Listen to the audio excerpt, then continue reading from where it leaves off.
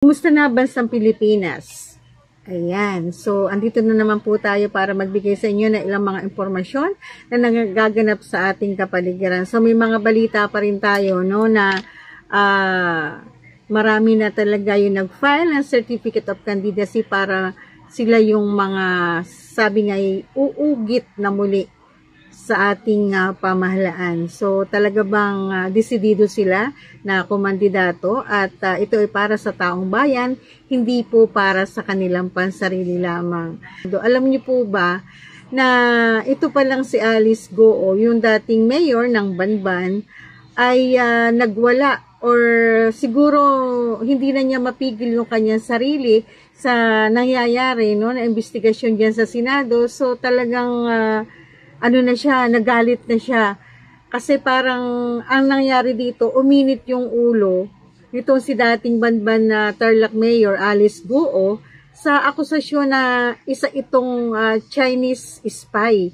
Kumbaga parang naiinsulto daw siya kapag siya sinasabihan na siya ay spy dito sa Pilipinas ng China. At siya daw ay tumatanggap pa ng pera mula naman sa isang espiya para ponduhan yung kanyang pagtakbo naman noong nakaraang eleksyon. At may balita tayo ngayon dahil sa wala pa naman talaga napapatunayan ay magpapal ng Certificate of Candidacy pa rin itong si Alice Goo para lumabang muli ng pagkaalgalde sa Banban. Ikapitong pagdinig na ng Quad Committee dito sa Kamara. Ikapitong pagdinig na pala ito, no, ng Quad Committee dito sa Kamara de Representantes. At ipinakita si Davao Oriental Representative Chino Almario ang isang video documentary naman ng foreign news outlet ng Al Jazeera. Bini si Zhejiang na ang hirap i-pronounce ng mga pangalan, no, na nagpadala ito ng pera kay Alice Goo upang punduhan daw yung kampanya nito sa Pilipinas. Ayan. So, batay dun sa video nito, sabi nito si Almario na si Goo ay ipinanganak sa Fujian, China, taliwas sa sinasabi nito na siya ay isang Pilipino. So, talagang ayaw pa rin maniwala ng sambayanan na ito si Alice Goo ay isang Pilipino, no? Batay daw sa video kasi, sinabi ni Almario na si Goo ay hindi dito ipinanganak sa Pilipinas. At ang sabi naman nitong si ni Alice Goo, yung ipinakita sa kanyang picture ay talagang hindi niya makilala kung sino yung mga yun. Sabi niya, Your Honor, hindi ko po kilala kung sino yung mga picture, kung sino yung mga nasa picture na ipinakita niyo sa akin. At gusto din niyang makuha yung details at gusto niyang magdemanda dahil hindi daw naman talaga niya kilala at baka daw maaring ito'y naninira lamang laban sa kanya dahil alam niya na nagiging na iniimbestigahan yung kanyang pagkatao. At sabi nito si Alice Goo, unfair naman po para sa akin dahil hindi ko naman po siya kilala. At never po akong humihingi ng campaign funds. During my campaign period. And yung video na pinakita ni Congressman Chino kanina, sabi niya, hindi ko po siya kilala at gusto ko rin po na iparating sa lahat ng mga kababayan ko at buong Pilipinas na rin po, mahal ko po ang Pilipinas. Yun ang sinasabi nitong si Goo. Lagi naman niya sinasabi na siya isang Pilipino sa bawat investigasyon na diyan sa Senado, sa Kongreso, lagi niya sinasabi na siya isang tunay na Pilipino. So, ipinunto naman itong si PBA Party List Representative Margarita Nograles, no, na walang mapapala si Zhejiang sa pagturing nito kay Goo. So, sino nga kaya yung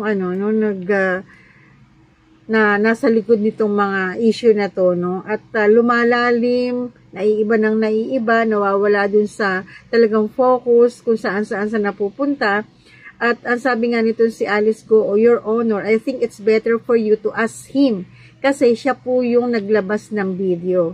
Talagang tumatalim na din ang pananalita nito si Alice Goo. Siguro dahil sa ikapitong pagdinig na ng Quad Committee, medyo napipiko na din siya dun sa mga itinatanong sa kanya, lalo pa nga, at yung iba naman ay talagang below the belt na din at talagang nag-i-insist na kapag hindi nagustuhan ng Quad Committee yung sagot, talagang i-contempt ka. Ganyan sa Quad Committee, di ba?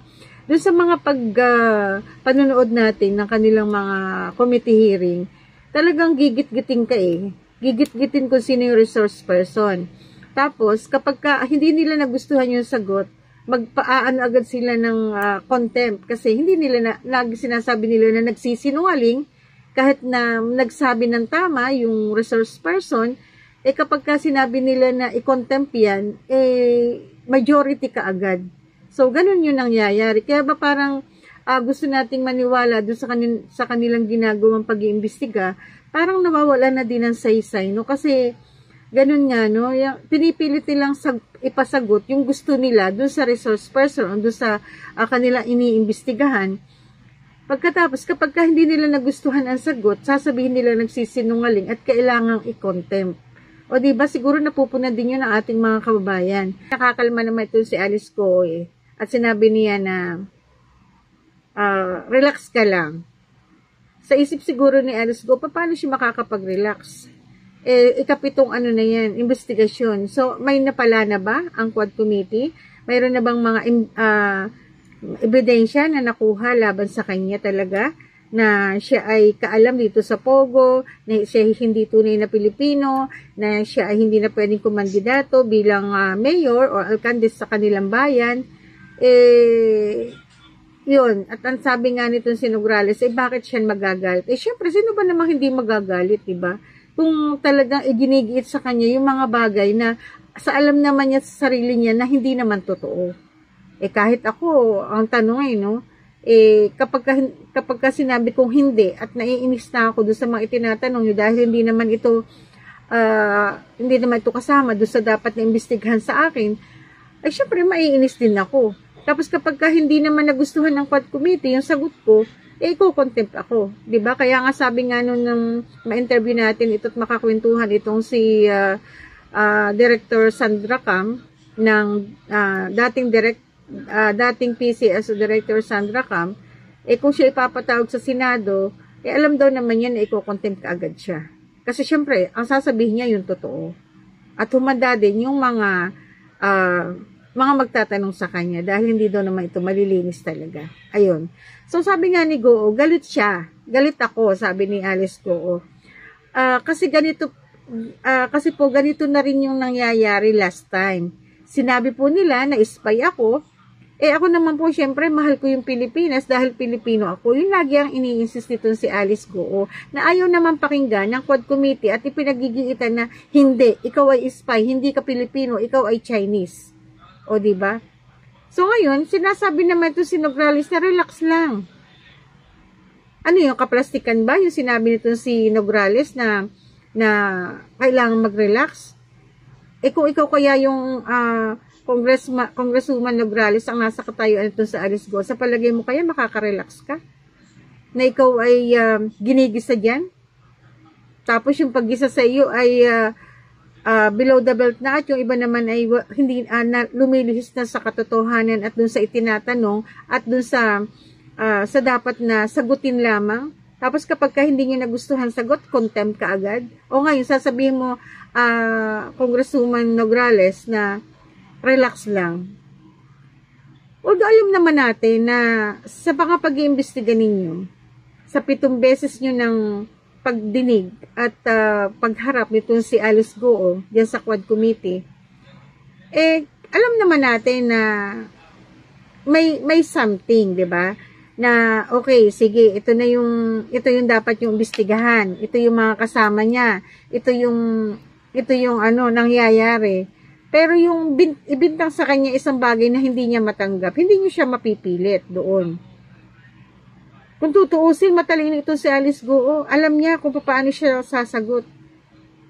At hindi siya natatakot talaga. Kasi para bang, nasa isip niya, ito yung tama. Ito yung akin dapat na sabihin.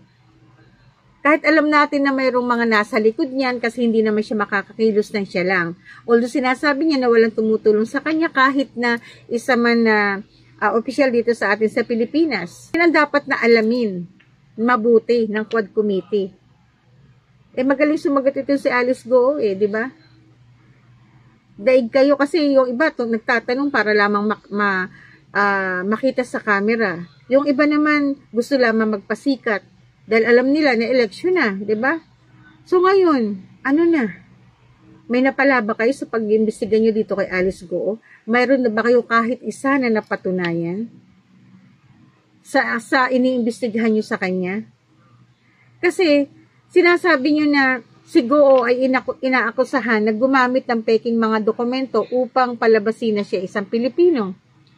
O sino yung dapat na imbestigahan para dito? Siya lang ba ang may kasalanan dito? O yung ibang mga lokal na opisyal?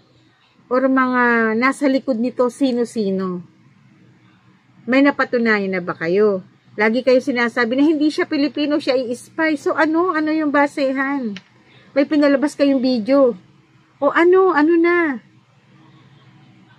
Diba? Ayan, nagagaliitin na din ang inyong resource person o ang sinasabi natin na kaalam dyan sa Pogo. Na yung Pogo yan, sa tagal ng panahon, sino bang may kasalanan? Si Alice Goo lang ba? O sino yung mga nasa likod nitong mga opisyal na nabibigyan? Kasi sa tagal ng panahon, bulag ang mga opisyal dyan sa Banban? Bulag ang PCSO? Bulag ang PAGCOR? Hindi nila nakita itong malaking anong tawag dito? Malaking taguan ng mga Pogo operators? At hindi nila man lang at ang COMELEC, hindi ba nila talaga nasilip na hindi Pilipino itong si Alice Goo? Asan? So, yun mga kaibigan, yung ating sinasabi dito na panay kayo panay kayo pasikat. Pero hanggang ngayon, nakailang investigasyon na kayo, sinasayang nyo lang ang kuryente at panahon dyan sa Quad Committee na yan. Wala naman kayong mga mapatunayan pa. 'Di ba? Yung mga iniimbestigahan nyo, napakabagal. Dapat na bang parusahan itong si Alice Goo? Dapat na ba itong hindi bigyan ng bail? O yung mga kasamahan niya, nakakulong na ba? Bakit panay mga kamag-anak lang niya? Nasaan yung ibang nasa likod nito na mga opisyal? Bakit nawawala? O, diba? Lalo ngayon, eleksyon na. Kanya-kanya na yung pasikatan, pasiklaban. Kanya-kanya na yan na ikakabit ka kung kani-kaninong politiko para lamang matalo sa susunod na eleksyon. Lahat ng baho mo ikakabit kung sino man na kakandidato. Bakit? Kasi eleksyon na. O, diba? Okay mga kababayan, yan lang po muna yung ating ipapahatid sa inyo. At sa mga susunod pa rin po ay may mga tatalakayin pa rin tayo. No? Yan po muna at hanggang sa muli po, ito pa rin po ang inyong lingkod si Jet Claveria, kapwa niyo Pilipino.